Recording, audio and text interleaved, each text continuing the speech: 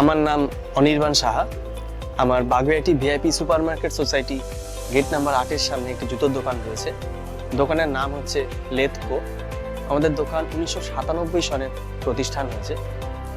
আমাদের দোকানে আপনারা বিভিন্ন রকমের জিনিস পাবেন।